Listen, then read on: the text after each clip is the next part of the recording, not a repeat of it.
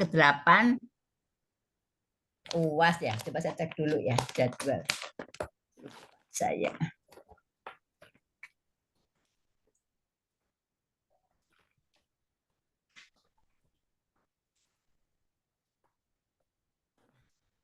Soalnya saya kan pernah izin 2 kali, ya kan? Nah, Oh iya, berarti ya, jadi harusnya 12. teman-teman kalau Mbak Bia pertemuan 12, berarti Iya, saya betul. ke-10 nih apa saya tapi Iya, saya Prof. cek dulu ya. 10 ya. Karena Iya, gini, Prof. ini era digital ya. Kasih tahu saya teman-teman nih supaya paham. Era digital itu jejak digital nggak bisa nipu. Jadi ini ada kasus saya kasih tahu. Kemarin sebelum wisuda, mahasiswa S3 FAI mau sidang tertutup gitu ya. Kemudian ikut kemarin apa wisuda November kemarin. Sekitar bulan September. Ketika mau sidang tertutup kan cek semua nilai. Dibuka nilai biasanya terakhir itu wareg 1. Krek buka. Si A ini 2 mata kuliah belum lulus. Teng.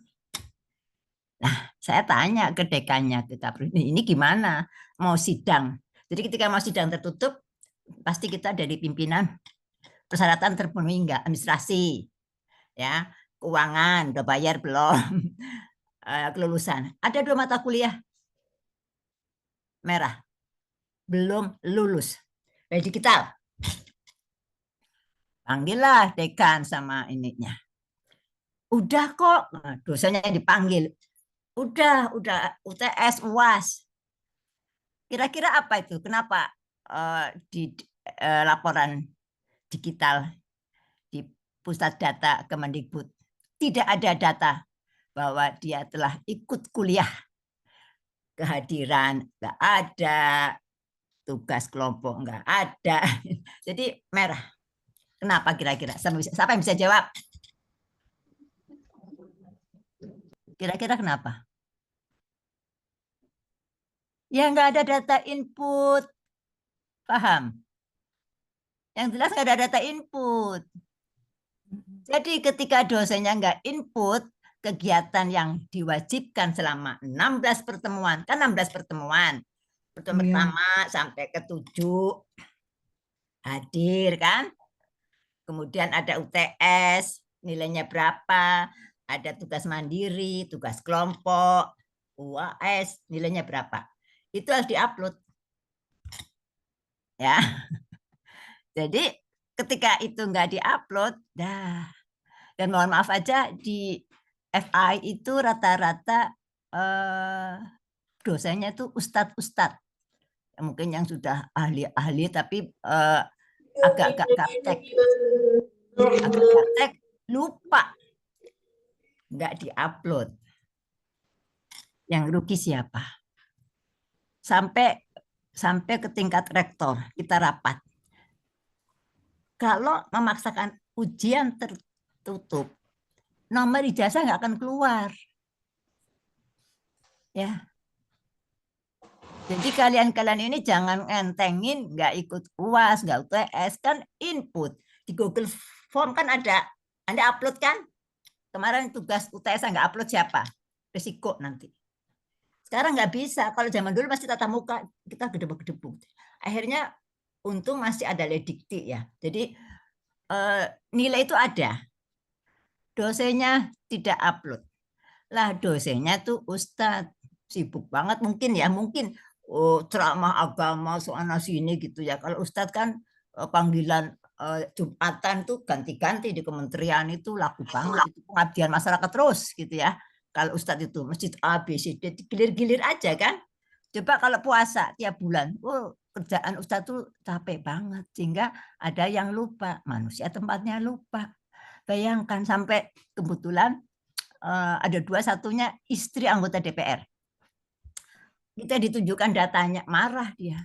Saya malah melaporkan UIA tidak beres.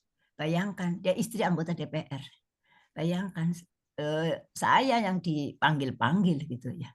Jadi hati-hati kepada kalian udah bayar, jangan sampai terlena seperti ini gara-gara dosennya. Sebenarnya tugas apel itu dosen. Tetapi alhamdulillah di MTP itu Mbak Biah yang nolongin. Tolong dicek ke Mbak Biah, saya lengkap enggak. Saya nggak bisa ngapa-ngapain ketika harus maksa ijazah nggak lulus, terus bagaimana? Akhirnya kebetulan kita masih kan karena masih semi manual ya. Akhirnya saya menugaskan di SDM dengan datang baik-baik, membawa dokumen yang secara manual diinputkan lagi, sehingga ke kementerian muncul itu data itu. Jadi teman-teman, mohon maaf aja, kalian harus paham setiap mata kuliah ada RPS-nya, ada kontraknya, kapan UAS, kapan tugas dimasukkan, itu masing-masing ada. Dan itu Anda upload kan di GC kan? Iya. Ya kan? GC upload, nilai saya keluar. Kalau Anda nggak upload di GC, saya nggak bisa ngasih nilai. Dari mana saya ngasih nilai? Paling susulan boleh lah Mas susulan. Karena sangat saya untuk pasca itu tidak sama dengan reguler. Alhamdulillah, kalian kuliah di pasca. Pasca itu tidak menjadi ukuran kinerja perguruan tinggi. Kalau S1 harus on time, Januari tutup, nggak ada nilai-nilai masuk. Nggak masukin telat apa merah di kita. Jadi mungkin nanti malah LED 3 akan dihapuskan. Jadi langsung ke Kemendikbud. Bayangkan ribuan. Saya terus terang saja berkali-kali ke sana karena permasalahan yang di bawah itu nggak on time gitu ya. Jadi teman-teman saya ingatkan tugas kalian tuh ngecek kalau mau udah lengkap belum, nilai udah keluar belum. Makanya ada pengumuman nilai. Kok saya nggak ada nilainya, nggak keluar, cek. Karena Anda udah bayar lunas, udah upload, tapi siapa tahu dosennya lupa, nilai nggak dimasukkan. Mungkin nggak kira-kira? Saya tanya. Kemungkinan yang susulan kan udah masuk ke saya, terus dinilai oleh saya. Saya lupa nggak input, kira-kira mungkin nggak? Mungkin. Mungkin. Yang rugi siapa? Kalian. Iya. Jadi udah mau ujian tertutup nggak bisa karena ada 2 mata kuliah. Akhirnya ini kita juga menjaga marwah UIA, masa dilaporkan ke polisi gara-gara seseorang udah bayar, mahasiswa sudah bayar, terus kelalaian. Sampai TU ngapain lah? TU kerjanya banyak, Mbak. Saya bilang dosennya. Nah, dosennya juga kerjanya banyak. Di UI hanya 9 misalnya. Kita nggak bisa nyari siapa-siapa. Jadi kalianlah yang harus ngecek ya. Nilai saya lengkap tidak. Janganlah kalian udah capek-capek gitu ya. Ada di kita. Jadi kita tidak bisa menyalahkan siapa-siapa. Hilaf tempatnya orang, kita tempatnya hilaf dibalik, sehingga harus saling mengingatkan ya sama teman-teman. Lu kok nilainya nggak ada? Diingetin tuh ya Pak Solusi, ngingetin Pak Nur Hasan. Pak Nur Hasan kok nilainya nggak ada tuh, nggak terlihat. Nah, Pak Nur Hasan sibuk banget ya, nggak mikirin nilai gitu ya misalnya. Jadi ayo kita saling mengingatkan. Wal asri innal insana lafi khusrin. Kita saling mengingatkan untuk kebaikan ya. Itu aja saran saya. Jadi teman dicek ini pertemuan keberapa, karena saya harus checklist gitu ya, harus diisi kehadirannya kan 70% kalau nggak salah boleh yang harus hadir ya. Oke, paham ya? Ada pertanyaan? Ada pertanyaan? Ini pertemuan keberapa? Siapa yang ingat? Ada di datanya, saya bisa cek. Kalau versinya Mbak Biah yang ke-12 ini, Prof. Ya, ada itu tapi saya kan. Oh iya. Oke. Sekarang kelompok 2, coba kelompok 2 siapa? Saya, Prof, dengan teman-teman. Tentang apa? Desain pembelajaran yang inovatif. Oh, berarti itu 10 saya. Benar, saya bolos 2 kali. Waktu saya ke Vietnam, saya bolos 2 kali. Jadi ini benar catatan saya, kita 10 ya. Nah, nanti Bu Eka kan 2 kali nggak masuk kan? Ya. Ya, selesai. Jadi sekali saya pakai, 2 sesi nanti saya. Ya, untuk diatur aja, kalau Anda bosen ya nambah, tapi kalau enggak jamnya Bu Eka saya pakai, sehingga Bu Eka duluan berarti Bu Eka ya. Ya. Hari ini 2 sesi Bu Eka. Ya, kita hanya presentasi kalian, kita diskusi Ya. ini membahas tentang desain pengalaman pembelajaran blended yang Perkembangan efektif produk gitu ya. pembelajaran. Pak Nur Hasan. Desain dan perkembangan produk pembelajaran yang inovatif, Prof. Oh, gitu ya, desain. Oh iya ya. Ya, Oh, desain ini dan yang perkembangan. sudah. Ya. Oke, ya. Jadi silakan ada pertanyaan. Tetap ya, saya mengingatkan tugas kelompok silahkan presentasi ini. Jadi di itu ada namanya, nanti dikirim ya. Ini kan tugas kelompok nih, Ya. Anda. Tolong Ya, dikirim di siap, siap. forum, nama-namanya dilengkapi. Kemudian yang tugas individu udah saya sampaikan gitu ya. Santai aja, walaupun saya sebenarnya maunya itu ya sesuai dengan jadwal sehingga pas UAS ya selesai. Tapi rata-rata pasti ada susulan 2-3 orang itu nyusul karena pergi kemana, tugas kemana, baru jam CS UAS ada itu. Ya, tapi saya kurangi nilainya dibanding dengan yang on time ya. Jadi sebaiknya diselesaikan, mohon dicek apakah tugas-tugas sudah diselesaikan belum. Kalau zaman dulu nggak apa-apa gitu, Bu, maaf saya gini, ya udah secara pribadi datang ke saya nyusul UTS UAS, tugas kelompok, tugas individu. Sekarang nggak bisa, Mas, Bapak Ibu sekalian, langsung digital, langsung diupload. Nah, ada batasnya. Dan sekarang dulu dibedakan, PTS itu lebih lama 1 bulan. Jadi PTN dulu Desember clear, nanti PTS Januari baru clear. Nilai paling lambat tanggal 31 Januari boleh upload PTS. Sekarang sama dengan PTN. Karena nggak mungkin sistem beda-bedain gitu ya. Jadi sistem di Predikti itu sama UTS UAS, tetapi dalam pelaksanaannya kita dikasih kelonggaran 1 minggu atau 2 minggu lah untuk PTS. Jadi dengan Aledikti kita masih kompromi, mohon maaf, karena kita memulainya kuliahnya lebih lambat 2 minggu, sehingga laporan UTS UAS-nya itu juga ada selisih sekitar 1 minggu 2 minggu. Jadi itu toleransi aja. Jadi mohon maaf, saya ingatkan kalian selalu on time.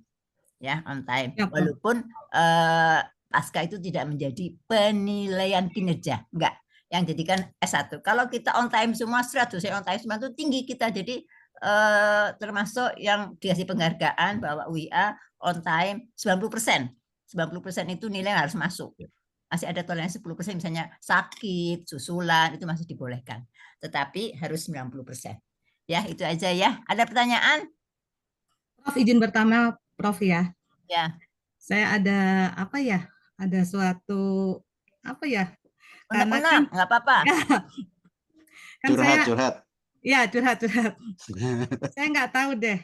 Saya tuh melihat ada seseorang dia waktu SMA-nya juga cuma ngambil paket C. Nah, kemarin tuh tiba-tiba tahun berapa itu kemarin ya, dia itu kayaknya nggak kuliah ya, Prof ya. Ya. Itu tiba-tiba wisuda, Prof. Itu. Ya. Ya.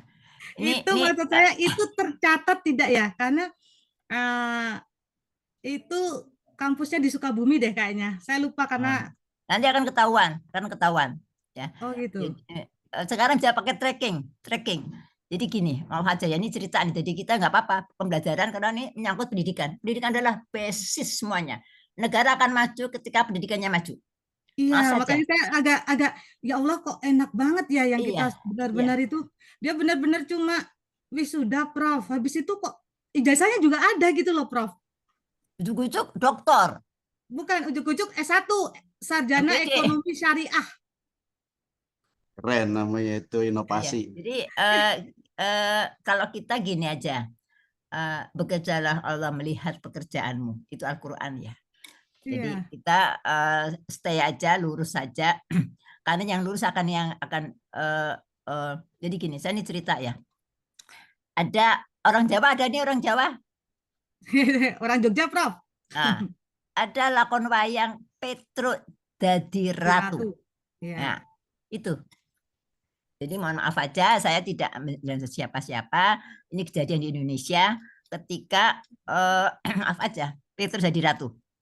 Hamba sahaya orang kecil jadi raja, penguasa di DPR, penguasa di kementerian segala macam.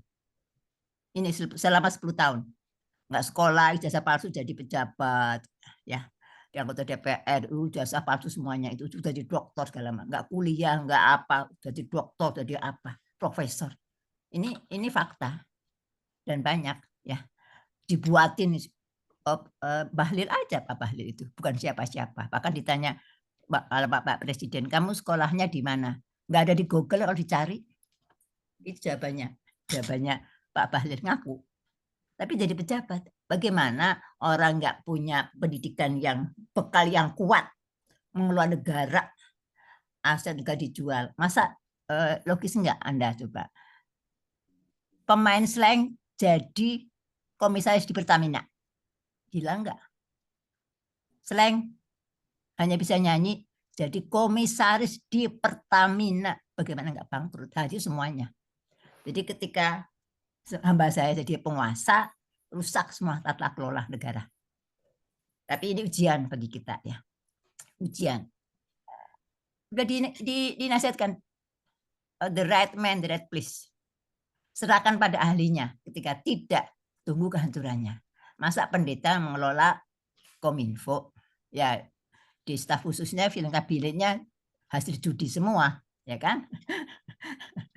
Gimana coba? Staf khususnya Menteri Kominfo jadi kegiatan jadi judi online. Bagaimana gitu ya? Ya sedang ditangani. Mudah-mudahan kita akan keluar dari jalan seperti itu. Jadi ini lakon benar-benar terjadi di Jawa itu. Petro dadi ratu. Kesemrawutan tata kelola negara, BUMN bangkrut semuanya, utangnya banyak. Ya contoh IKN, karena bukan salah Pak Jokowi, bukan salah Pak Jokowi. Dia orang sederhana, dia informasinya juga ijazahnya pakai punya Pak Mulyono gitu ya. Nggak salah, dia dipilih kok oleh kita, dibuat. Jadi jangan salahkan Pak Jokowi. Ya kita semua introspeksi diri semua gitu. Siapa yang dulu memilih sebagainya. Jadi di anggota DPR itu banyak yang pakai ijazah palsu semuanya. Monggo lah gitu kan ya kalau kita kan. Tapi kita percaya di atas langit mesti ada langit. Ya, ini diuji pelajaran. Ya kayak Fir'aun kan kayak apa itu? Berapa tahun gitu ya Nabi Musa itu ya. Anak laki-laki dibunuhin berapa tahun itu zaman dulu itu. Jadi memang ada neraka, ada surga, monggo pilihan. Tapi kalau kita milih jalan yang aman-aman, nyaman, tidur nyenyak, kita mau apa sih ya? Pangkat, derajat, rezeki dari Tuhan Yang Maha Esa, dari Allah, kita lurus aja. Tapi ketika sedih ya, lah kok kemarin nggak apa-apa jadi capsek, kok tahu-tahu dokter, kok tahu-tahu profesor, dari mana? Nah, yang gedebak-gedebuk kayak saya, gedebak-gedebuk gitu ya, harus ngumpulin nggak kredit, harus konflik kemana-mana, ke luar negeri, pakai uang. Aduh, gitu ya. Tahu-tahu dia profesor gitu, tahu-tahu dia jadi ini ya. Tapi akhirnya akan ketahuan nanti. Nah, sekarang kan terlihat ya, teman-teman berarti lihat di TikTok segala macam. Yang di atas lagi ribut saling bongkar-bongkar aib kan. Mereka aib semua, saling bongkar-membongkar gitu. Sedih nggak gitu ya. Jadi anak turunan itu habis itu. Ya ketika kita tidak benar ditutup-tutupin harinya. Karena di atas semua kan saling jegal, saling bongkar, saling apa? Saling tuduh. Jadi atas nggak benar semua. Mulai dari si A, si B, pemimpin-pemimpin itu punya borok, punya apa yang sehingga yang dirugikan rakyat, ya. Ya contoh PPN 12, siapa yang ngusulin, siapa yang ini, siapa yang jelek-jelekin. IKN, siapa yang ngusulin. Yang ngusulin kan yang penguasa yang hamba sahaya itu. Yang right jadi batu. Bukan saya menghina ya, bukan menghina. Tetapi di agama sudah diatur the right man, the right place. Serahkan pada ahlinya. Ketika tidak, tunggukan. Jadi Nabi itu. Jadi kalau nggak ahli digital ya jangan jadi menteri Kominfo. Nggak ahli koperasi ya jangan jadi menteri koperasi kan gitu kan. Ya, coba aja lihat latar belakang menteri-menteri. Sedikit yang punya keahlian. Bukan kita, kalau zaman dulu tuh zaman saya itu mungkin yang senior. Kalau mau jadi bupati itu jadi camat 3 kali. Mau jadi bupati itu tamat 3 kali. Kalau mau jadi gubernur minimal 3 kali jadi bupati. Sukses baru diangkat jadi gubernur. Jadi menteri itu jadi gubernur dulu 3 kali. Menteri-menteri siapapun rata berprestasi. Nah, baru jadi menteri. Sekarang mau nggak ujuk-ujuk ijazah nggak jelas jadi wakil presiden. Itu menjadi trendsetter cenderungan. Bukan kita menjelek-jelekan si A si B, enggak. Itu kita lagi diuji oleh Allah. Ditakdirkan kita diuji, paham nggak ingatan apa peringatan Allah. Serahkan pada ahlinya ketika tidak tunggu kehancurannya. Ya begini nih. Orang nggak apa jadi sekolah, tapi ayo kita. Jadi ya kita rakyat biasa, ayo kita luruskan barisan. Anak-anak kita didik yang benar, jangan nyontek, jangan copy paste, jangan jalan pintas. Inovasi boleh, jangan nabrak-nabrak peraturan. Jadi hati-hati ya, karena kita nih zaman lagi ketidakpastian hukum gitu. Yang kuasa aman-aman, rakyat kecil dihukum 7 tahun, 8 tahun gitu gara-gara ini. Yang mereka bunuh ribuan orang, korupsi triliunan 6 tahun gitu ya. Itu uang rakyat itu. Hasil Indonesia itu ada air, ada matahari. Di Al-Qur'an menjelaskan. Adanya air matahari sumber kehidupan. Pasti makmur. Dua ini ada di kita, di negara kita. Apa aja ada, mau emas, nikel, tambang kan dari sini, air dan matahari, sehingga muncul minyak segala macam. Kalau hasil dikorupsi kan nanti juga ditanya matinya gitu kan. Udah, jadi nggak usah takut, rezeki dari Allah. Kita lagi diuji ya Bu Asfani ya, teman-teman kita lihat teman-teman kita deket-deket loh, kok sudah jadi gini jadi gitu. Enak juga ada teman bareng sama saya, ujuk-ujuk kuliah di UNJ nggak linear, terus siksak gitu ya, tapi non muslim, ujuk-ujuk profesor cepet banget, saya malah tunda-tunda padahal duluan saya, habis itu ujuk-ujuk Lemhanas, kaget saya. Ya, jadi kita lagi diuji, jadi ketika umat muslim yang banyak penduduknya di Indonesia jadi buih-buih saja, orang lain yang menikmati gitu aja. Tapi kita itu akhir zaman ya, jadi ayo kita lurus saja. Kalau kita bukan kita ini mata kuliah saya ini kita bahas ini kan dilematis, kita guru-guru semua ya. Anak-anak sekarang kan luar biasa, masa anak-anak bunuh orang tua, ditegur harus belajar, harus sukses, harus ini, masa dibunuh bapaknya yang di Lebak Bulus itu kan, ibunya kan bapak ibunya yang berada, diingatkan anaknya supaya jadi orang sukses, belajar, jangan main HP-an, berkali-kali. Kesel, dibunuh bapaknya sama eyangnya, ibunya ditusuk coba. Anak 14 tahun. Ini kan siapa yang salah gitu ya. Saya nggak bisa nggak bisa berbuat apa-apa. Karena emang sistem ya. Kalau kita kan pelaksana, nggak gampang ya. Ini guru-guru tuh harus punya IQ yang sabarnya luar biasa. Hati-hati anak buah itu ya, banyak kan guru di politisasi, hanya negara aja dilaporkan gitu ya, dan banyak terjadi ya Bu Asfani ya. Sabar aja, kita lihat aja wait and see. Dia juga bukan kita menenangkan diri sendiri, kita bukan iri, kita cuma begini ya, ini dampak dari Petro jadi ratu, artinya hamba sahaya, rakyat kecil tidak kompeten jadi penguasa di semua bidang. Ijazahnya palsu semuanya. Dulu zaman pertama kan 2014 ya.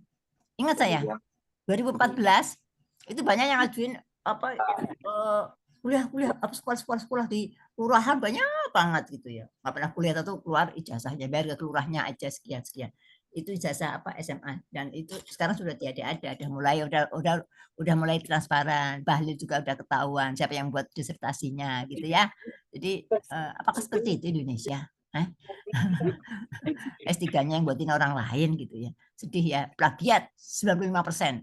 Dan itu nggak bisa diganggu, nggak bisa dibantah.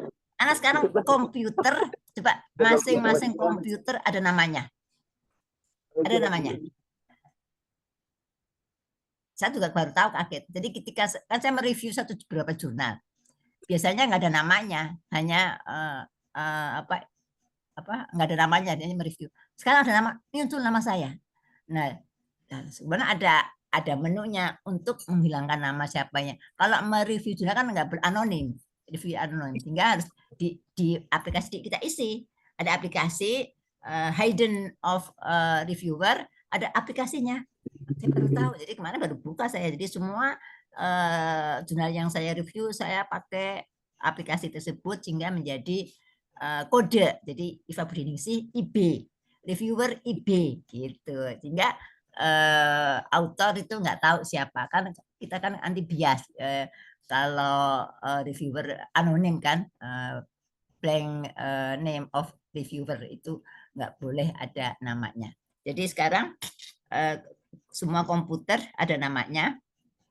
Hati-hati nih, ketika Anda nanti dibantu oleh orang lain, gunakan laptop Anda untuk membantu ngetik. Karena kita capek sih, soalnya ketikin ke anak, ke suami. Saya juga dibantu suami gitu ya.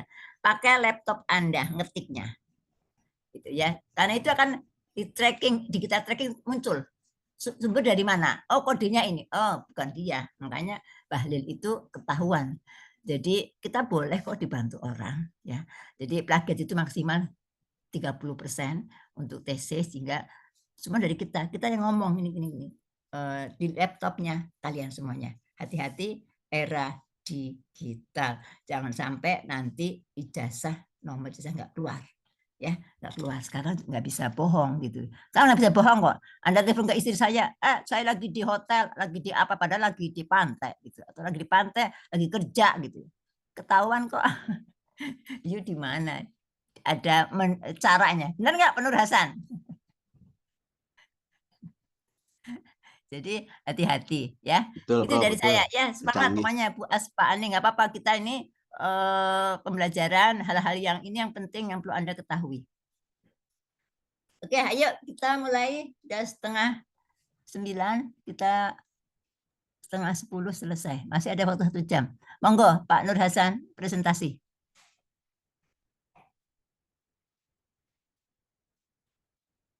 Baik, siap, Prof.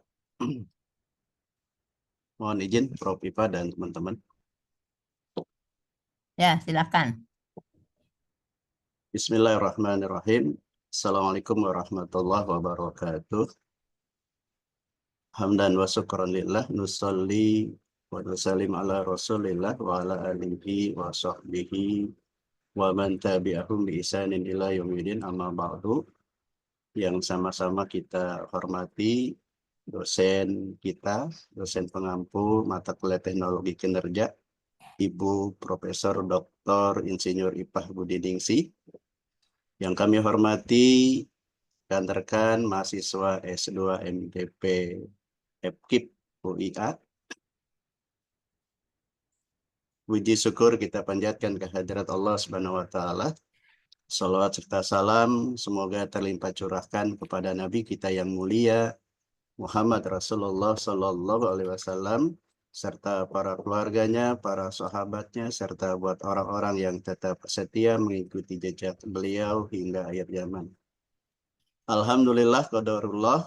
Mohon izin teman-teman sekalian, kami dari kelompok 2 terdiri dari saya, Nur Hasan, kemudian ada Bu Neneng Marliana, Bu Novana Ernawati, dan kemudian ada Bu Fitriah. Mohon izin untuk mempresentasikan tugas kami, jadi terkait desain dan perkembangan produk pembelajaran yang inovatif. Sebelum barangkali nanti akan disampaikan, dibacakan oleh teman-teman sedikit prolog dari saya. Yang pertama adalah sejak 14 abad yang lalu, Sayyidina Ali bin Abi Thalib itu sudah mengingatkan kepada orang tua agar didiklah anak-anakmu sesuai dengan zamannya, karena mereka tidak hidup pada zamanmu. Ini artinya bahwa sebagai seorang tua ataupun seorang guru harus mempersiapkan anak didiknya agar bisa eksis, agar bisa sukses di zamannya. Artinya ketika guru mengajar, maka guru itu tidak selalu melihat di masa lalunya, ya, tetapi kita futuristik. Sebagaimana Nabi kita, ya, Muhammad Rasulullah SAW adalah manusia yang sangat futuristik. Jadi pola pikirnya memang jauh ke depan, gitu. Nah, termasuk di sini Sayyidina Ali juga sama telah mengingatkan kepada kita. Nah, apa saja contoh yang dilakukan oleh Sayyidina Ali di dalam mendidik anak-anak atau mungkin siswa? Yang pertama, mendidik dari hati ke hati. Sesuatu yang disampaikan dari hati, insya Allah akan nyampe kepada hati. Kemudian kepada anak atau mungkin kepada anak didik juga seperti kepada teman begitu ya. Sesekali kita berkomunikasi kepada anak kita seperti kepada teman kita. Jadi bukan mendidik anak seperti zamannya feodal, di mana anak harus takut luar biasa kepada orang tua sehingga berbicara pun tidak berani dan lain sebagainya. Nah, ingat sekarang kita sudah ada di zaman yang serba modern. Nah, terkait dengan desain dan perkembangan produk pembelajaran yang inovatif, ini juga tentunya pada saat kita mendesain pembelajaran, tentu harus menyesuaikan dengan perkembangan zaman. Untuk lebih jelasnya, insya Allah akan dibacakan atau disampaikan oleh rekan kami, mungkin Bu Neneng dulu ya, atau mungkin Bu Novana atau Bu Fitri ya, mangga. Silakan.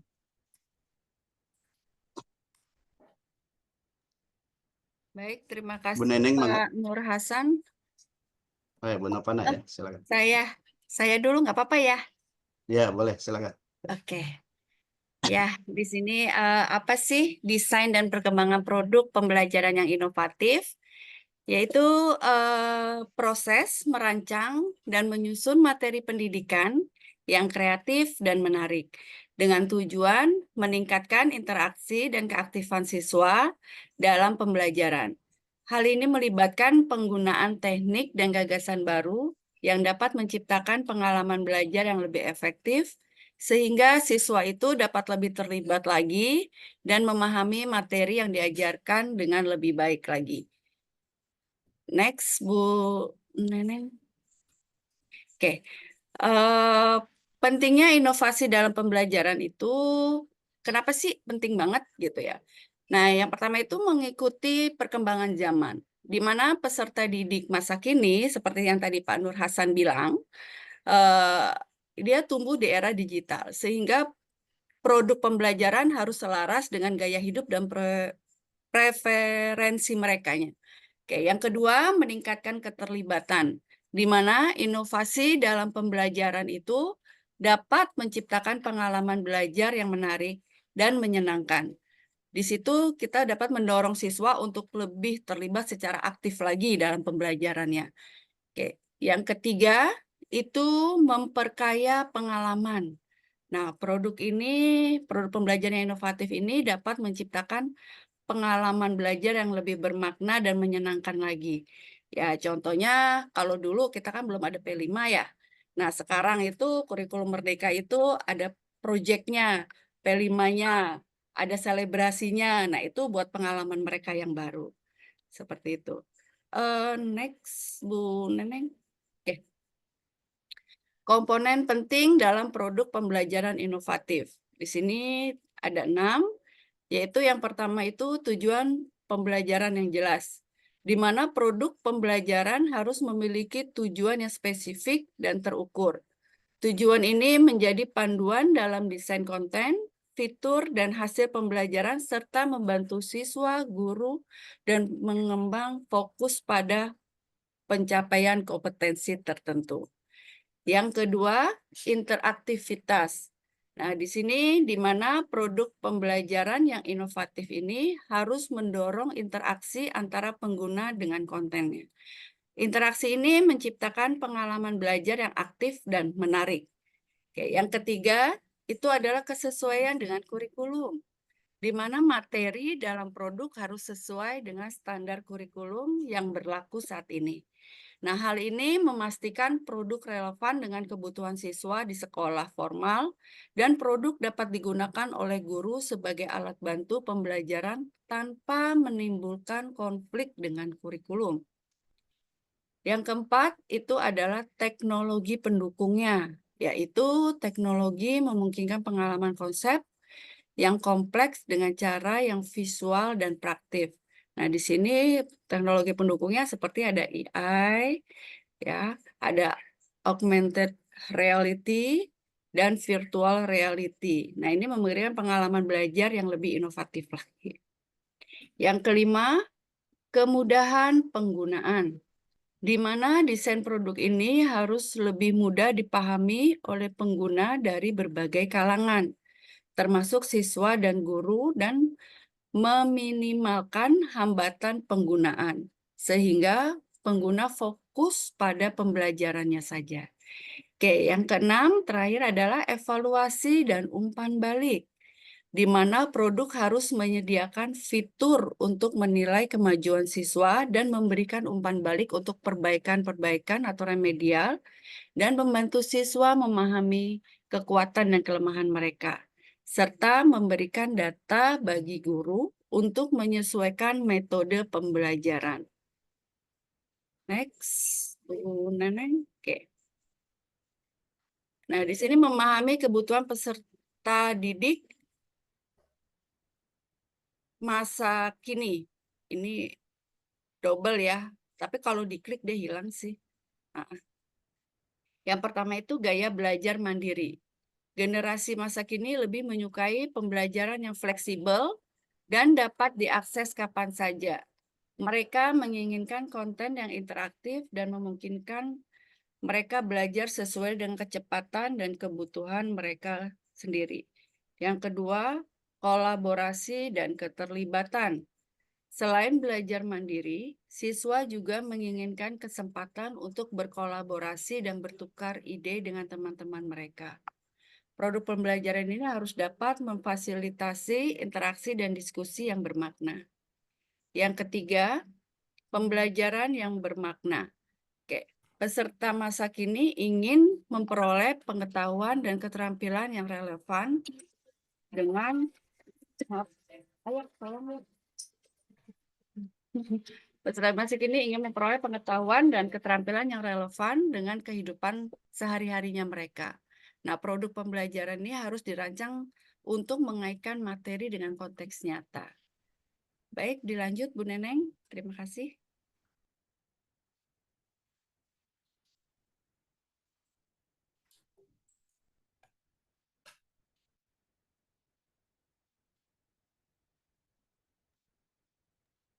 Oke, baik. Sila- Terima kasih kepada Bu Novana. Saya akan melanjutkan slide selanjutnya, yaitu bentar digedein lagi. Oke. Oke, selanjutnya tentang tren teknologi dalam pembelajaran digital. Di sini ada realitas virtual, kemudian kecerdasan buatan, pembelajaran seluler, dan gamifikasi. Realitas virtual itu apa sih? Realitas virtual itu yang biasa kita sering dengar kata VR. Ya, di sini memberikan pengalaman belajar yang imersif dengan mensimulasikan lingkungan yang mendekati dunia nyata. Dalam pembelajaran digital, VR ini memungkinkan untuk siswa untuk pertama mengakses simulasi interaktif seperti laboratorium virtual atau tur sejarah ke tempat-tempat bersejarah. Kemudian juga meningkatkan pemahaman konsep abstrak seperti sains dan matematika melalui visualisasi 3 dimensi.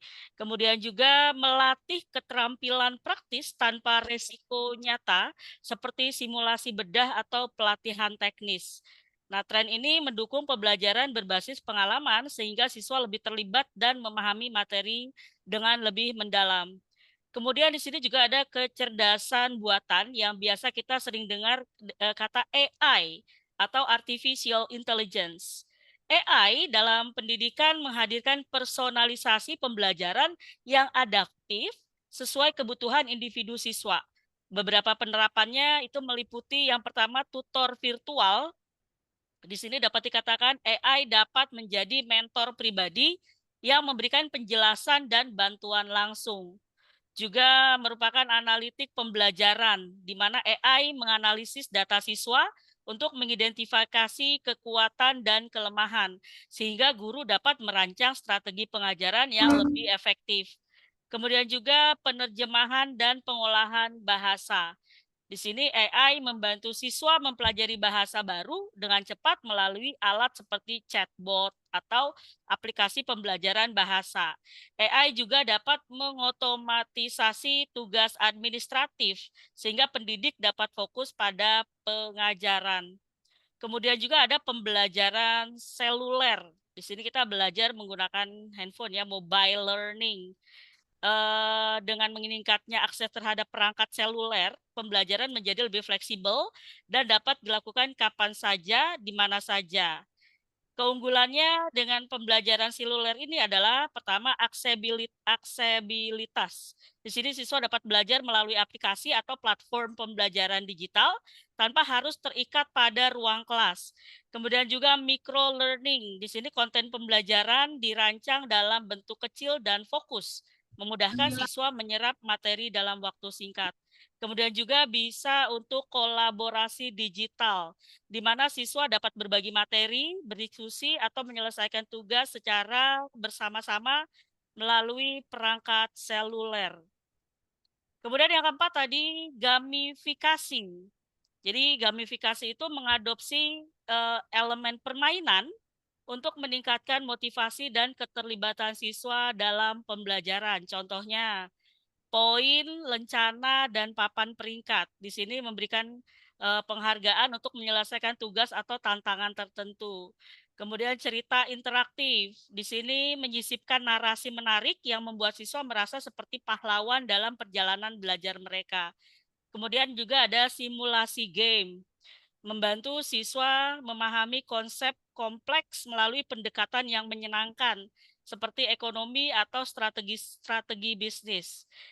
Gamifikasi efektif dalam mendorong siswa untuk aktif berpartisipasi dalam dan mencapai tujuan pembelajaran. Oke, kemudian di sini juga ada prinsip-prinsip desain produk pembelajaran. Yang pertama, prinsipnya adalah fokus pada pengguna atau biasa disebut dengan user-centered design. Prinsip ini menempatkan kebutuhan, preferensi, dan pengalaman pengguna sebagai prioritas utama dalam desain produk pembelajaran, di mana fokus pada pengguna ini melibatkan yang pertama identifikasi audiens, memahami siapa si pengguna, di situ siapanya di situ dari usianya, latar belakangnya, tingkat pengetahuannya, untuk menyesuaikan materi pembelajaran. Kemudian pengalaman si pengguna. Di sini mendesain antar muka yang intuitif, mudah dinavigasi, dan ramah pengguna. Sehingga siswa dapat belajar tanpa hambatan teknis. Kemudian juga ada personalisasi. Di sini memberikan opsi pembelajaran yang disesuaikan seperti pengaturan kecepatan belajar, pilihan gaya visual, atau jalur pembelajaran individual. Kemudian yang kedua di sini ada desain interaktif, di mana desain interaktif ini adalah elemen penting dalam produk pembelajaran inovatif karena dapat meningkatkan keterlibatan pengguna dan mendorong pemahaman yang lebih baik. Di sini desain interaktif ini melibatkan simulasi dan eksperimen, di mana membiarkan siswa mengeksplorasi konsep melalui praktek langsung, seperti laboratorium virtual atau permainan berbasis skenario. Kemudian juga ada umpan balik instan, memberikan evaluasi langsung terhadap hasil belajar sehingga siswa dapat segera mengetahui kemajuan dan area yang perlu ditingkatkan. Kemudian di dalam desain interaktif ini juga ada komunikasi dua arah, di mana di sini memfasilitasi dialog antara antar siswa dengan sistem atau instruktur, misalnya melalui chatbot atau forum diskusi. Nah, interaktivitas ini memastikan pembelajaran menjadi lebih dinamis dan menarik serta membantu siswa lebih terlibat. Kemudian yang ketiga ada adaptabilitas. Di sini produk pembelajaran yang inovatif harus mampu menyesuaikan diri dengan kebutuhan, preferensi, dan situasi pengguna yang beragam. Di mana adaptabilitas ini mencakup pembelajaran adaptif, yaitu sistem yang menggunakan data pengguna untuk menyesuaikan materi, tingkat kesulitan, atau metode penyampaian. Kemudian ada skalabilitas. Skalabilitas ini adalah produk yang dapat digunakan oleh kelompok pengguna yang berbeda, dari individu hingga organisasi besar, tanpa mengurangi kualitas pengalaman belajar. Kemudian fleksibilitas teknologi. Nah, di sini dapat diakses di berbagai perangkat, seperti komputer, tablet, atau smartphone, dan kompatibel dengan platform pembelajaran lainnya.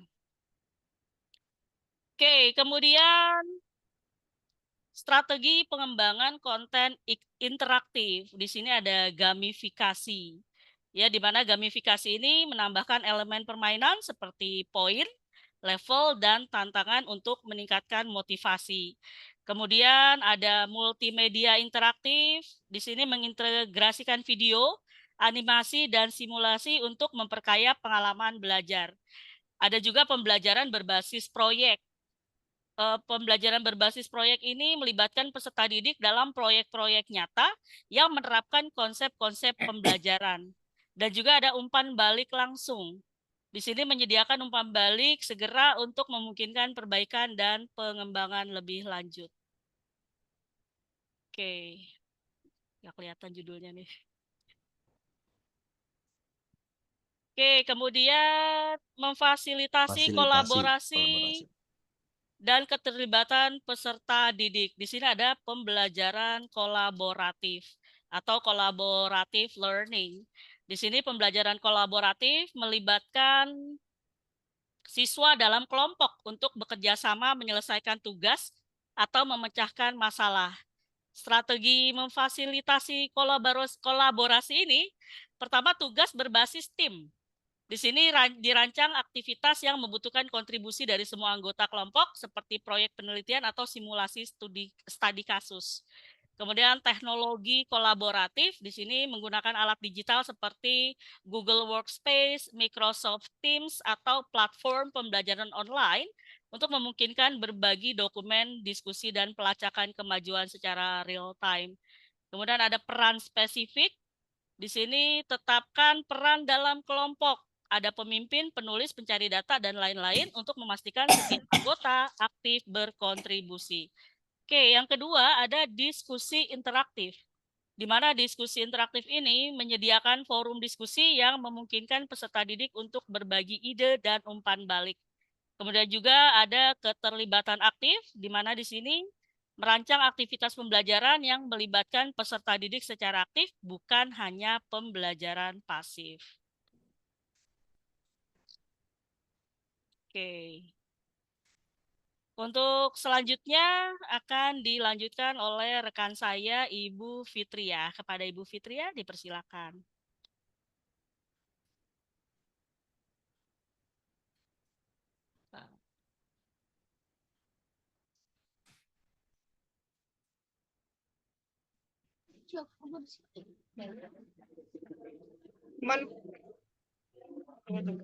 Memanfaatkan data dan analitik untuk penyempurnaan. Pertama, tentang mengumpulkan data. Tentang penggunaan dan interaksi peserta didik dengan produk pembelajaran. Yang kedua, itu adalah analisis tren, di mana mengidentifikasi pola dan wawasan yang dapat membantu memperbaiki desain dan konten dalam pembelajaran. Selanjutnya, penyempurnaan berkelanjutan. Menggunakan hasil analisis untuk membuat perbaikan dan inovasi secara terus-menerus. Next, berikutnya. Ada Bu Guru lagi ngajar. Mengintegrasi umpan balik dan penilaian formatif. Nah, umpan balik itu ada yang bersifat konstekstual. Biasanya kalau penilaian formatif seperti kita melakukan ujian ya, tes, ulangan harian atau ASTS, semesteran atau ujian akhir semester. Selanjutnya adanya adaptasi pembelajaran. Nah, kadang-kadang dalam pembelajaran itu kita juga harus melihat bagaimana siswa dalam belajar. Jadi tidak setiap siswa punya cara belajar masing-masing. Next, berikutnya. Kesimpulan. Dengan menerapkan prinsip-prinsip perancangan produksi pembelajaran yang inovatif, kita dapat menciptakan solusi yang menarik, interaktif, dan disesuaikan dengan kebutuhan peserta didik masa kini. Kalau peserta didik masa kini biasanya lebih menggunakan teknologi. Melalui pemanfaatan teknologi, kolaborasi, dan pengumpulan data, kita dapat terus memperbaiki dan menyempurnakan pengalaman belajar. Sehingga menciptakan masa depan di mana pembelajaran menjadi lebih bermakna dan menyenangkan. Next, berikutnya. Ya, daftar pustaka. Nah, inilah daftar pustaka yang kita pakai bersama dalam pembuatan tugas ini. Sekian, terima kasih. Kita lanjutkan kembali kepada Pak Nur Hasan. Baik, terima kasih teman-teman sekalian. Mohon izin Prof. Ipah, apakah akan ada ulasan dari Prof. Ipah atau mungkin langsung ke forum diskusi, Prof? Terima kasih. Saya kasih nilai 90 presentasinya. Bagus. Tepuk tangan untuk timnya Pak Nur Hasan ya. Alhamdulillah. Terima Jadi kasih itu kalau Prof. presentasi Ipah. bukan buat di copy tempel ke PPT. Jadi yang punya power saja yang disampaikan. Saya berharap nih semuanya untuk nanti presentasi di proposal ya hati-hati tidak word copy taruh di situ. Poin-poinnya aja. Nah, tapi Anda punya teksnya ketika presentasi. Nah, gitu ya, presentasi gitu ya. Jadi sekali lagi siap, Prof. baik kesimpulan saya berkali-kali itu kalau lihat teman-teman presentasi, padahal udah saya kasih ajaran kan di sini nih, hampir semua udah. Ketika mau presentasi proposal, tesis, udah nggak ada yang benar. Sedikit sekali yang paham dengan how to present. Ya, mudah-mudahan nanti yang akan datang ketika kalian mengajukan seminar tesis tidak ada yang pakai words copy taruh di PPT. Tapi Anda berkali-kali saya ini dan nanti saya nggak ini lagi nggak kecewa lagi ya how to present ya. Jadi sama temannya Pak Nur Hasan dan timnya bagus presentasinya pun bahannya walaupun seolah baca tapi nanti kalau how to present ya jangan baca ini kan karena itu aja jadi ketika present ya mata memandang juri apa gitu ya jadi walaupun dengan PPT gitu ya PowerPoint tapi Anda walaupun baca dipahami dulu sehingga ketika presentasi di luar kepala seolah Anda menguasai gitu ya jadi ini latihan how to present yang baik gitu ya mata juga lihat audien gitu ya. Oke terima kasih monggo dilanjutkan nanti saya komen terakhir saja. Masih ada waktu ya. Terima kasih Prof. Ipah. Ada yang bertanya, monggo. Ini luar biasa bagus nih. Tetapi mohon maaf aja, segala satu apapun metodenya pembelajaran pakai teknologi, nggak pakai teknologi semua ada manfaatnya. Tapi ada sisi negatifnya. Nah, jadi yang dikemukakan oleh Pak Nur Hasan dan timnya belum menyampaikan negatifnya apa sih kalau belajar baik dengan inovasi teknologi nggak disampaikan.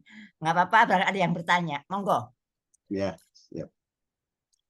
Baik, teman-teman sekalian, barangkali ada yang ingin didiskusikan, disampaikan, dan lain sebagainya, kami persilahkan.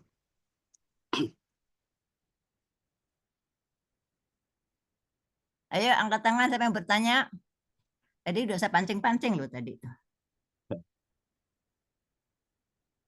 Mangga, Bu Asfani.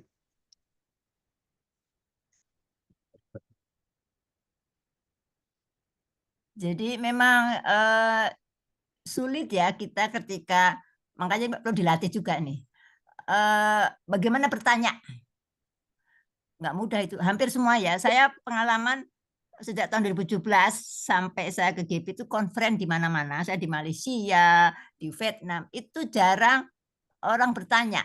Sedikit sekali. Jadi yang bertanya malah jurinya. Gitu ya. Nah itu kebiasaan memang atau budaya kita apa bagaimana ya. Saya juga terus terang kalau ikut konferen juga jarang sekali bertanya, sedikitlah bertanya. Hanya ketika ditanya menjawab gitu ya. Tapi yang rata-rata bertanya reviewernya. Jadi memang jarang sulit untuk bertanya. Tapi ayo kita mulai dibuka apa kita bertanya sesama kan nggak apa-apa kan. Jadi bertanya kadang-kadang saat sisi yang ditanya merasa dijatuhkan. Enggak gitu kan. Enggak. Harusnya kita bertanya itu test case aja. Paham nggak dia gitu loh. Jadi yang ditanyakan how. Bagaimana gitu aja. Bagaimana Anda mengatakan bahwa itu bagus? Bagusnya di mana? Itu aja kok. Tadi kan Pak Nur Hasan nanti mengatakan bagus-bagus semuanya. Tapi how-nya, when, where di mana bagusnya? Ketika menggunakan virtual misalnya. Bagusnya apa? Negatifnya apa? Kan gitu aja sebenarnya. Jadi keyword untuk bertanya adalah tanyakan kelebihannya, tanya kekurangannya. Pasti semua ada. Jadi kalau semua apa misalnya, oh obat ini bagus sekali untuk ini, kelebihannya apa, kekurangannya apa. Itu yang pasti harus ditanyakan. Jadi Ya, kita Prof. nggak usah pusing-pusing apapun materinya, habis tiduran aja kalau tanya kan iseng boleh kan? Ya. Ini sudah ada yang mau bertanya, Prof. Bukan kita menjatuhkan, tanya Iya. aja itu manfaatnya apa, kelebihannya apa, kekurangannya apa. Nah, udah balik itu kita ngetes saja. Jangan sampai ada forum kemudian nggak ada yang bertanya, nggak enak banget kan? Iya. Jadi Ini sudah ada yang mau bertanya, Prof. Pak Sugeng. ya, yuk silakan. Sugeng mau Ayo Pak bertanya. Sugeng tanya, Ya. yuk. Monggo Pak Ustadz Sugeng. Baik, terima kasih kepada teman-teman yang sudah menyampaikan presentasinya. Yang pertama mungkin sedikit masukan saja ya. Tadi materinya adalah terkait dengan pembahasan desain dan pengembangan pembelajaran yang inovatif gitu ya Pak Nur Hasan. Tadi dari awal sampai selesai, mungkin masukan saya adalah bisa diberikan contoh gitu ya, supaya kita bisa melihat ataupun nanti bisa mengimplementasikan bahwa pembelajaran yang inovatif di zaman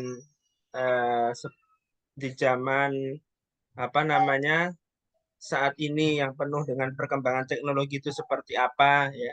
Jadi dengan melihat contoh-contoh itu kita mungkin bisa meniru atau mengimplementasikan desain dari pembelajaran yang inovatif seperti itu. Itu yang pertama. Kemudian yang kedua terkait dengan pembelajaran yang inovatif. Jadi ada statement seperti ini, Bapak Ibu sekalian, bahwa di salah satu sekolah itu sistem pengasuhannya bagus gitu ya. Jadi guru-guru di situ terkait dengan pengasuhan anak, kemudian mengayomi itu bagus gitu.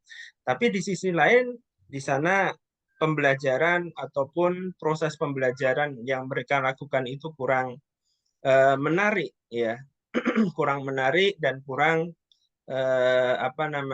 berkembang.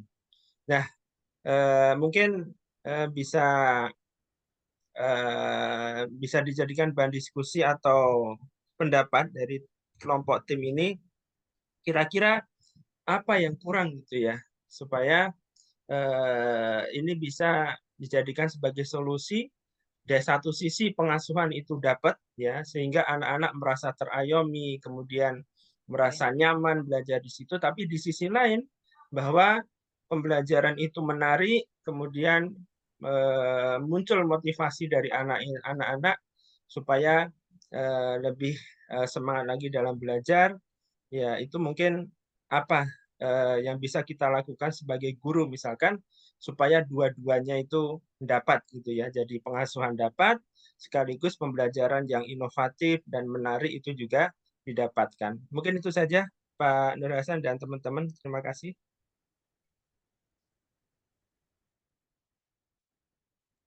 Baik, terima kasih Pak Sugeng Haryanto yang sudah menyampaikan pertanyaan. Mungkin langsung dijawab kali ya. Nanti selesai satu pertanyaan, kita buka pertanyaan berikut sampai selesai kita nanti di 9.25 Langsung aja Pak Nur Hasan ya. dijawab saja. Langsung dijawab ya, Prof. Ipa ya. Ya, cukup satu pertanyaan nggak apa-apa, nanti waktunya nggak cukup. Ya. Baik, terima kasih atas pertanyaan dari Pak Sugeng. Yang pertama ada, kalau bisa ada pembanding ya desain pembelajaran di masa lalu dengan desain pembelajaran di zaman sekarang, itu apa? Itu yang tadi disampaikan oleh Pak Sugeng kalau saya tidak salah menyimak. Kemudian yang kedua, pembelajaran yang inovatif itu kira-kira seperti apa yang kira-kira membuat siswa lebih bersemangat dan lain sebagainya. Insya Allah saya coba untuk menjawab, kemudian nanti ditambahkan oleh rekan-rekan kelompok kami dan tentu teman-teman sekalian Mangga, monggo nanti untuk menambahkan.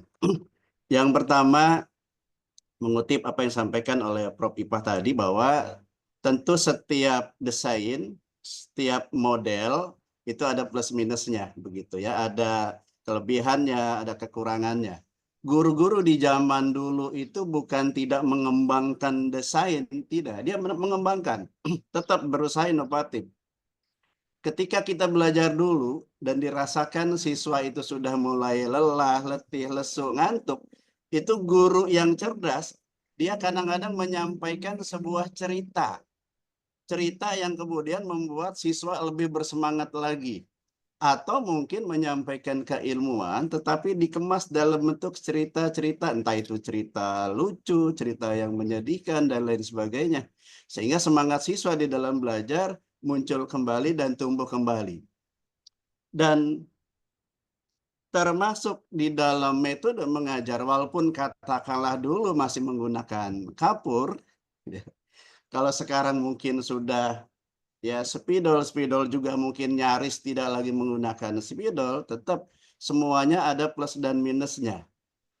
Di Jepang sampai hari ini ternyata masih ada sekolah yang memang masih menggunakan kapur, karena mungkin dengan menggunakan kapur ada kelebihan-kelebihan, ada rangsangan-rangsangan saraf baik itu kepada guru maupun kepada siswa pada saat dia menulis. Nah, sehingga di malam hari kegiatan dia siang hari itu terekam dengan baik begitu. Tadi pagi saya menulis ini di papan tulis, dan itu terekam pada saat dia mau tidur. Makanya orang-orang zaman dulu barangkali belajarnya kadang-kadang biasa-biasa saja, tetapi cerdasnya luar biasa, kan begitu. Nah, di zaman sekarang ini canggih memang teknologinya gitu. Tapi saya khawatir juga cepat ingat, cepat lupa, kan begitu. Ini bisa saja terjadi ya. Jadi kembali lagi bahwa desain di masa lalu maupun desain di masa sekarang, intinya sih sebetulnya bagaimana guru itu dapat memberikan yang terbaik buat muridnya. Dan bagaimana materi yang disampaikan oleh guru itu mudah diterima oleh siswa-siswinya. Sehingga benar-benar memang berpikir keras seorang guru, baik di zaman dulu maupun zaman sekarang gitu. Zaman sekarang fasilitas sudah cukup banyak, cukup canggih, juga pada hakikatnya tidak menjamin juga keberhasilan siswa di dalam merekam mata pelajaran itu sendiri. Karena kembali tadi, metode apapun tidak ada yang 100% is the best, semuanya sudah plus dan minus gitu. Ketika kita mengajar menggunakan audio visual, maka tetap saja manusia itu punya titik jenuh, titik bosan. Bosan setiap belajar nonton video terus, ini pasti ada titik itu gitu. Nah, sesekali boleh kita barangkali menggunakan metode lain, jangan seperti itu terus. Kan kembali lagi, ya sama seperti kita makan lah. Tiap hari katalah kita makan dengan lauknya rendang Padang. Rendang Padang itu sangat nikmat, lezat. Tapi kan kalau setiap hari makan rendang juga lama-lama ada titik bosannya juga ya. Sekali-kali sayur asam, teri, sambal terasi, kan begitu. Nah, ini kolaborasi sebetulnya, dan desain itu tidak ada yang tidak ada yang kadaluarsa. Desain pembelajaran itu semuanya sampai hari ini masih bisa kita gunakan, tentu disesuaikan dengan situasi dan kondisi. Nah, kemudian yang kedua, pembelajaran inovatif siswa itu seperti apa yang membuat mereka semangat begitu. Nah, kalau di zaman sekarang barangkali karena memang lagi ngetrennya main game dan lain sebagainya, nah maka disisipkanlah barangkali metode pembelajaran menggunakan gaming misalnya ya, atau gaming. Nah, ini juga kembali lagi tidak selalu kita di situ terus, tidak, tetap kita menggunakan metode-metode yang lain. Atau tadi disampaikan oleh kelompok kami menggunakan artificial intelligence, AI misalnya. Itu juga sama, bagus, tetapi negatifnya pasti ada. Satu, kita tidak tahu sumber yang diambil oleh AI itu apa gitu. Sumbernya dari mana. Dan apakah sudah ada yang meneliti bahwa jawaban AI itu benar atau salah. Kalau benar, berapa persen benarnya? Kalau salah, berapa persen salahnya? Nah, ini juga kan harus ada yang meneliti sebetulnya. Berapa persen jawaban benar yang dijawab oleh AI dan berapa persen jawaban yang salah yang dijawab oleh AI. Ini kita harus pahami itu. Sehingga kita bisa sampaikan juga kepada siswa kita, nah boleh kamu menggunakan AI, tapi dari hasil penelitian ternyata benarnya hanya 60% misalnya, atau 70%. Sisanya adalah salah. Apalagi kalau AI digunakan untuk bertanya tentang pelajaran agama. Lah ini kan nanti bisa repot gitu kan, karena yang namanya di dalam agama kan bisa aja itu, apakah itu benar atau salah, itu bid'ah atau apa segala macam, itu kan dia tidak bisa menjelaskan, karena dia menghimpun semua jawaban yang diucapkan oleh manusia atau yang ditulis oleh manusia. Jadi apa adanya dia itu, kan secara umum begitu. Demikian barangkali nanti ditambahkan oleh rekan kami, mungkin bisa Bu Novana, Bu Neneng atau Bu Fitri. Demikian, Assalamualaikum warahmatullahi wabarakatuh. Waalaikumsalam. Saya izin Waalaikumsalam. menambahkan ya Pak. Ya, mangga Bu Neneng. Iya, tadi yang ditanya Pak Sugeng, itu kan contoh pembelajaran inovatif di zaman sekarang itu yang seperti apa sih gitu ya Pak ya. Jadi intinya kalau yang namanya pembelajaran inovatif itu yang pasti itu menekankan keterlibatan aktif siswa. Di kelas itu dikatakan kelas itu menjalankan pembelajaran inovatif itu pertama keterlibatan aktif siswa, kemudian penggunaan teknologi dan penerapan pengetahuan dalam konteks dunia nyata. Kayak saya sendiri kalau misalkan pelajaran bahasa Inggris selalu gini, dalam kehidupan sehari-hari gitu. Jadi dikaitkan dengan konteks dunia nyata. Sebenarnya sih kita sudah sering melaksanakan ya Pak yang dinamakan pembelajaran inovatif itu. Contohnya itu seperti pembelajaran berbasis proyek yang biasa kita sebut PBL. Di sini siswa bekerja dalam tim. Dalam PBL itu kan mereka bekerja secara tim, menyelidiki masalah di dunia nyata, atau pertanyaan yang kompleks. Nah, di sini mereka merancang solusi, melakukan penelitian, dan mempresentasikan temuan mereka. Jadi itu masuk ke pembelajaran inovatif. Jadi contohnya itu siswa kita berikan tugas nih, mereka mempelajari tentang isu lingkungan dengan merancang kampanye daur ulang di sekolah. Seperti di sekolah saya ini kita sedang merancang yang namanya bank sampah dan bagaimana cara mendaur ulang sampah-sampah yang ada di sekolah. Nah itu masuk ke dalam pembelajaran inovatif. Kemudian biasa juga kita lakukan di sekolah itu ada yang namanya problem based learning atau pembelajaran berbasis masalah. Ini juga hampir sama sebenarnya dengan PBL, tapi fokusnya pada pemecahan masalah yang spesifik. Kemudian blended learning, ini juga salah satu contoh pembelajaran yang inovatif. Kemudian penggunaan teknologi dalam pembelajaran. Nah, kita kalau di kelas itu sekarang ini kan sudah sering memanfaatkan perangkat digital ya Pak ya. Seperti kita kalau belajar itu menggunakan handphone, kemudian aplikasi dan platform online untuk memperkaya pengalaman belajar mereka. Kemudian juga pembelajaran berbasis inquiry di sini juga masuk ke dalam pembelajaran inovatif karena mendorong siswa untuk mengajukan pertanyaan, melakukan penelitian dan membangun pemahaman mereka sendiri melalui eksplorasi dan penemuan. Oke, kemudian tadi itu ya Pak ya menurut saya untuk pembelajaran inovatif. Kemudian Bapak juga menanyakan tentang sekolah pengasuhannya baik tapi pembelajarannya kurang menarik gitu. Jadi sebenarnya sih situasi yang seperti ini pengasuhannya baik tapi pembelajarannya kurang menarik itu hal yang cukup umum ya Pak, sudah banyak sering terjadi gitu di sekolah-sekolah. Pengasuhannya baik, pengasuhan yang baik itu menciptakan lingkungan yang aman dan suportif bagi siswa.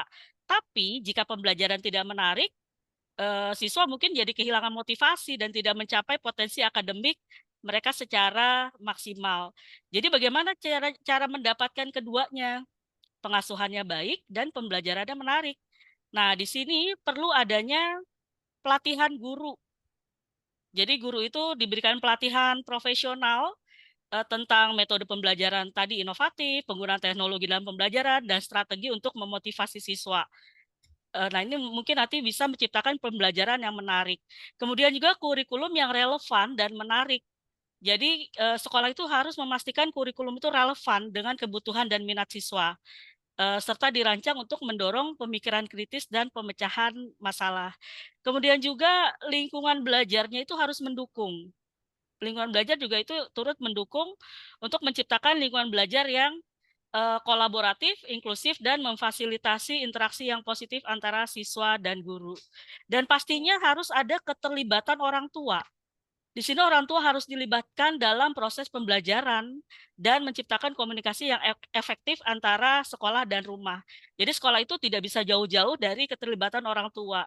Makanya seringkali di sekolah-sekolah kita itu kan ada yang namanya komite. Kalau di sekolah saya itu ada namanya satelit. Jadi untuk mengkomunikasikan antara kebutuhan siswa dengan orang tua. Nah, kemudian kita perlu juga yang namanya fasilitas dan sumber daya yang memadai. Jadi, sekolah itu harus menyediakan fasilitas dan sumber daya yang memadai, termasuk akses ke teknologi dan materi pembelajaran yang relevan.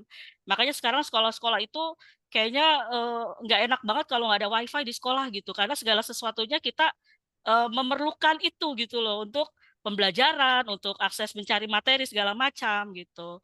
Dan yang terakhir tentunya harus ada evaluasi dan refleksi. Jadi setiap sekolah itu harus melakukan evaluasi dan refleksi secara berkala terhadap efektivitas pembelajaran dan melakukan penyesuaian yang diperlukan. Jadi apa nih kayak tadi, apa nih yang bikin sekolahnya istilahnya pembelajarannya tidak menarik? Dia dievaluasi, gimana caranya yuk kita cari solusi sama-sama gitu. Kalau di sekolah saya seperti itu, setiap kali ada masalah-masalah pembelajaran, kita pasti selalu melakukan evaluasi dan refleksi. Jadi biar ada peningkatan setiap tahunnya, seperti itu. Seperti itu Pak, jawaban dari saya. Mohon maaf bila ada salah-salah. Terima kasih. Oke. Cukup ya Pak, satu pertanyaan aja Pak Nur Hasan, masih 15 menit lagi.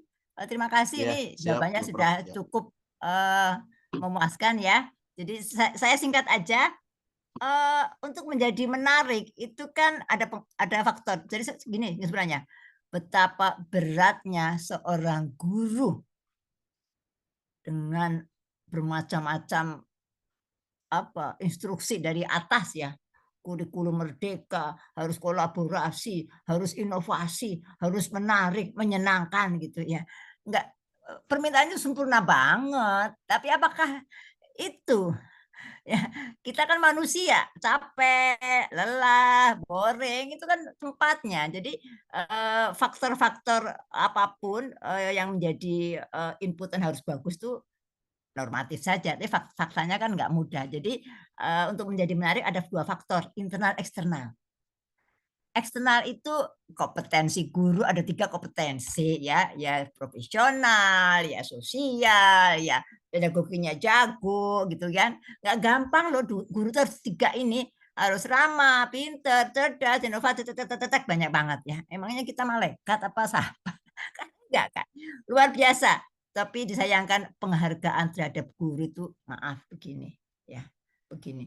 Janji-janji mau menaikkan, tapi kan kita nih guru-guru nih ada statement yang pasti dipegang semuanya, bahwa kita mati yang di bawah 3 hal. Ilmu yang bermanfaat, dah jaminan masuk surga dah itu. Ya itu aja kok, kita mati nggak bawa apa-apa kok. Tapi menyedihkan ketika tuntutannya luar biasa ya, saat pertanyaan Pak Sugeng ini luar biasa, menarik, nggak gampang menjadi pembelajaran menarik. Tadi ada faktor eksternal ya, macam-macam tadi tuh. Eksternal itu ya lingkungannya, kata Bu Neneng tadi, lingkungan sekolah harus ruangannya luas, nggak panas, nggak AC gitu, ada AC gitu, hujan juga nggak kedinginan kan gitu kan, nggak bocor. Nah, lingkungan, saprasnya benar, internet juga lancar. Kemudian sumber daya lainnya gitu ya, ruangan, kursi juga benar, lingkungan itu gurunya gitu ya. Kemudian ya banyak faktor di rumah eksternal kan bapak ibunya mendukung tidak, ya lingkungan di keluarga bagaimana, banyak banget. Internal siswanya itu minat enggak terhadap materi. Kalau orang yang senangannya eksak, berminat apapun gurunya, nggak becus ngajar, tapi dia senang eksak, enjoy aja, menyenangkan dia. Nah, jadi banyak faktor, makanya ada ketika tidak menyukai gurunya, aku nggak suka sama gurunya, ibunya nyari les tambahan, itu boleh. Salah satu alternatif supaya anaknya sekolah dengan menyenangkan. Intinya kan menyenangkan. Nah, nggak gampang ya menyenangkan, tapi ilmunya masuk gitu kan, nggak gampang Pak gitu ya. Jadi ini saya penelitian baru kemarin saya meneliti di Jakarta Timur 7 sekolah madrasah aliyah, mata pelajaran PKBU. Apa PKBU itu? Prakarya dan kewirausahaan. Ada nggak sini guru PKWU di sini? Saya, Prof. Nah, ya ada Bu Bu Astani Astani. ya. Nah, Ya. saya penelitian ke mereka siswa dan guru. Pembelajaran dengan kolaborasi dan partisipasi. Tadi yang poin 2 itu. Jadi dalam rangka salah satu dari pembelajaran inovasi, ya kan?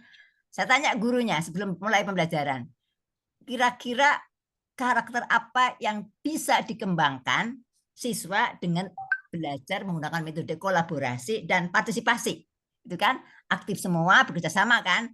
Jawab guru-gurunya itu hampir semua standar. Ketika bekerja sama itu meningkatkan keinginan ketahuan siswa terhadap materi. Jadi guru-guru hampir menjawab yang paling banyak adalah meningkatkan keingintahuan siswa. Benar nggak kira-kira? Pak Nur Hasan, benar nggak? Guru menjawab itu. Jadi guru-guru 7 guru PKWU saya tanya, ini kalau menggunakan praktek memasak, bagaimana memasak food apa ya? Memasak misalnya dengan olahan buat makanan dari kentang dan terigu, telur, jadi apa saja. Itu ada yang bikin sate, kreativitas sate, tusuknya apakah mie jarak, macam-macam deh. Silakan gitu ya. Ada nasi, ada apa, dengan dana cuma 200.000 misalnya. Itu mereka berkreasi semuanya. Nah, jawaban dari guru itu dari 7 guru itu sekitar wawancara mendalam, in-depth interview, rata-rata mereka menjawab dengan adanya kolaborasi dan partisipasi dengan PKWU ini. Jadi mereka menjawab bahwa meningkatkan keingintahuan siswa. Hanya ingin. Jadi dikasih assignment-nya, tugas, dikasih uang 100.000, Anda belanja di pasar, di kelompok, kemudian belanja di pasar, masak, misalnya kentang, belanja bahannya adalah kentang ini, gitu, nggak boleh nambah. Gitu. Itu kan mereka mikir kerjasama kan, mikir apa gitu, belanja pembagian tugas kan. Terus dibuat videonya waktu pembuatan. Kemudian setelah selesai, saya tanya ke siswa gantian, ke para siswa. Siswa itu jadi dari 7 itu 214 siswa. Saya suruh isi kuesioner, saya isi, silakan kuesioner isi. Karakter apa yang Anda kembangkan ketika dengan metode kolaborasi dan partisipasi? Apa jawabnya? Mencengangkan. Bahagia. Senang. Tidak menyangkut materi. Padahal harapan gurunya dengan dikasih kerjasama, peningkatan encourage materi. Enggak. Mereka senang belanja di warung, Prof. Hanya bahagia. Ya. Karena selama ini era digital, bosan dengan HP-an melulu di rumah, HP-an.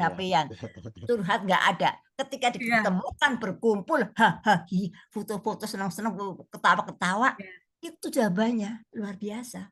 Jadi juga kemudian juga gitu, Prof. Jadi apa yang kalian dapat? Saya senang kok belanja di warung, jadi tahu katanya gitu. Tapi dari nomor sekian. Jadi untuk kan dia mikir untuk tahu bisa AI di rumah kapan saja. Tapi kumpul manusia human itu perlu sosial. Ini yang hilang ketika menggunakan AI era digital. Semua by digital.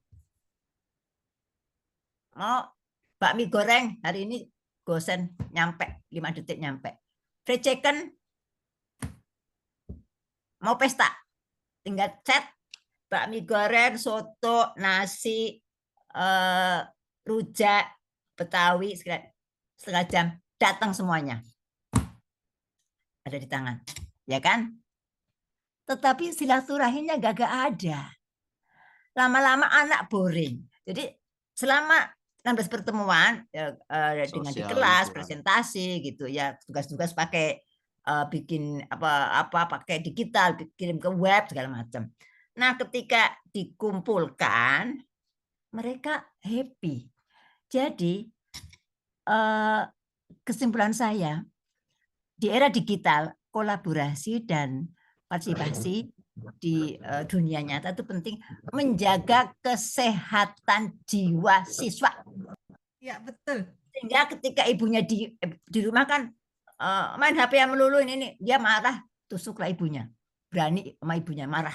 Nggak boleh. Internet nggak dikasih uang internet. Kalau orang kaya nggak masalah. Ketika orang nggak punya. Anak-anak kan sudah pakai HP-an. Coba anak kecil-kecil. Sehingga dia gila HP, sehingga tidak peduli sama seorang.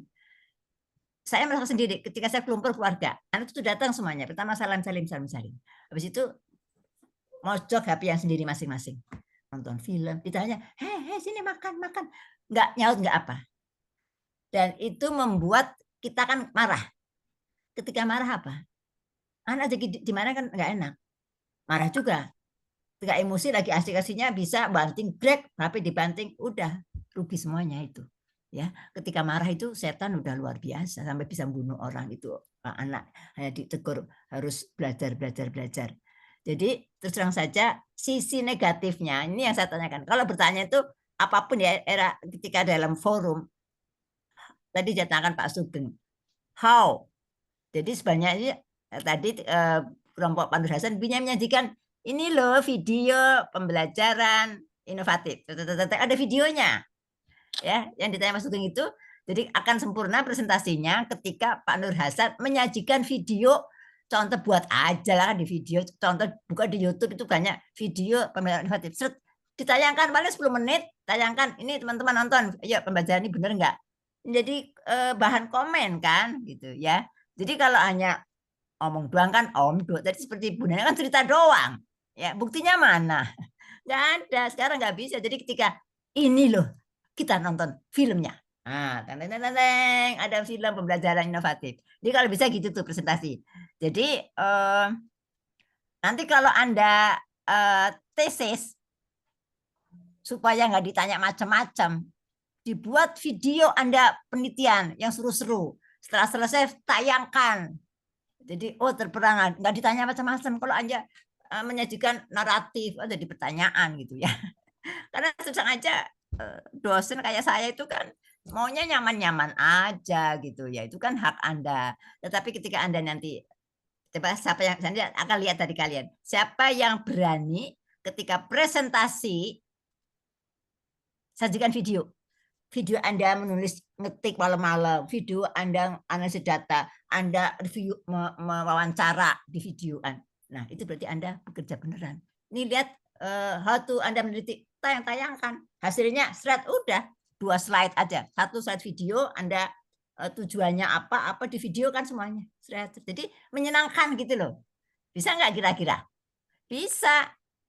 Mau lihat saya punya penelitian ya, buat video, saya tayangkan nanti video saya. Jadi ketika presentasi bukan latar belakang adalah tujuannya adalah ini, kemudian daftar pustaka ini enggak gitu, tapi berupa video thread inovasi lah. Nanti minggu depan saya tayangkan penelitian saya sehingga Ya, untuk Prof, presentasi, terima kasih.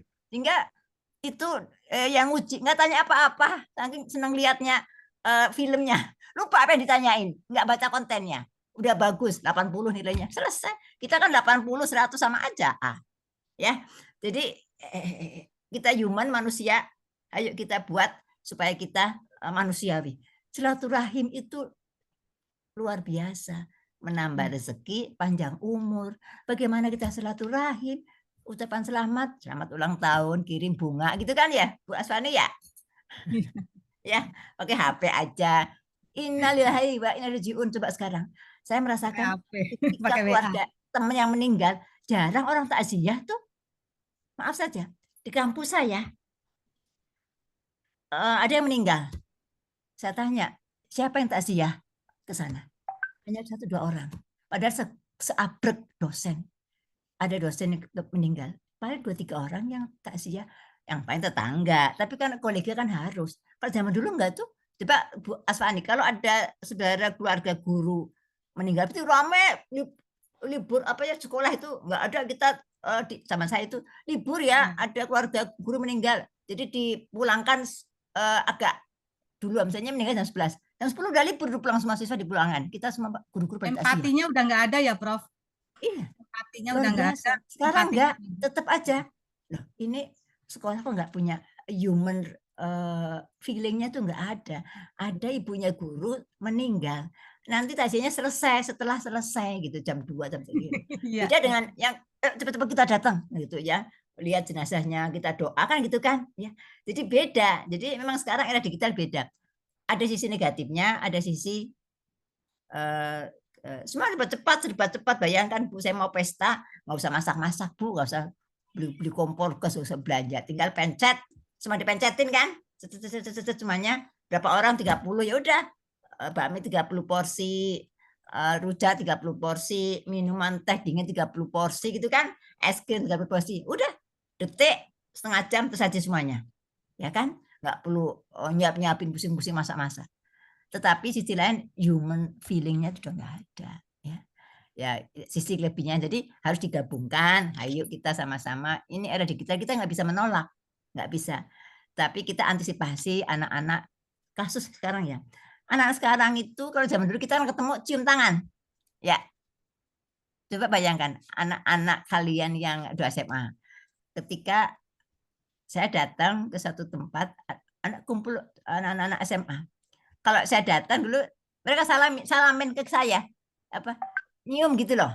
Ini eyangnya yang punya rumah. Mereka santai duduk nongkrong aja. Enggak assalamualaikum, enggak apa. Hah? Ini anak sekarang begini. Kalau saya kerasa. Saya merasakan saya udah tua ya. Kalau zaman dulu ya saya berdiri terus cium tangan semua gitu ya. Tante apa ibu saya temannya ini cium semuanya. Sekarang enggak ada itu. Tapi sekolah itu masih ya. Di SMA 34 saya perhatikan itu kalau mau masuk jam masuk guru udah datang duluan, datang di guru piket, datang di pintu gerbang. Semua anak masuk salaman semua, cium, cium, cium. Dan itu luar biasa bagus. Jadi saya ngantar anak cucu saya di SMA 34 jam 7. Itu setengah 7 guru piket sudah datang di depan gantian jaga menerima salim dari muridnya. Nggak tahu sekarang masih ada nggak sekolah yang anak masuk pintu gerbang sekolah dan salam sama gurunya. Ada nggak? Masih Prof. Di saya Masih. masih. Pasti, Alhamdulillah. Prof. Kan itu dididik. Ada, Prof. Siapa yang didik? Guru. Masih. Ya, itu guru. Orang tua masih sibuk pagi-pagi udah jam udah berangkat pagi pulang petang ya. Anak suami istri kerja, maaf saja ya. Sehingga anak siapa? Ya guru lah. Tapi mudah-mudahan kita mau dinaikkan ya. Tukin guru mau dinaikkan katanya. Ya bismillah aja ya. Tapi kita cukup aja kok ya. Bismillah aja dan insya Allah lah kita apa yang kita kerjakan dapat pahala. Oke, lebih 1 menit. Terima kasih. Ini diskusi yang bagus. Mudah-mudahan tetap seperti ini kita diskusinya. Besok saya akan coba presentasi tapi berupa video. Gitu. Jadi nanti kalau Anda nanti tesis gitu ya. Kan boleh kan presentasi tesis. Share video aja. Yang lucu-lucu yang apa mengkaburkan supaya ditanya yang aneh-aneh. Tapi Anda bisa melakukan gitu ya. Anda meneliti di video, Anda lagi wawancara di video, apa pertanyaan di video, semua di video semuanya gitu. Jadi presentasinya berupa video, menyenangkan itu. Oke ya. Terima kasih, mohon maaf atas apa yang saya sampaikan apabila ada yang kurang-kurang. Mudah-mudahan kita bermanfaat semua dan saya harapkan seperti ini besok lagi presentasi kelompok 3 ya. Dan kelompok 3 siapa? Saya, Prof. Oh ya, Bu Aswani ya. Oke, kita tutup sama-sama dengan membaca hamdalah. Alhamdulillahirobbilalamin. Terima kasih. Alhamdulillahirabbil alamin. Assalamualaikum Terima kasih warahmatullahi wabarakatuh. Prof. Ipa. Waalaikumsalam. Waalaikumsalam Terima kasih, warahmatullahi Prof. wabarakatuh. Terima kasih Prof. Ipa. Terima kasih, Prof. Ya, sama-sama. Keluar Zoom dulu kali ya.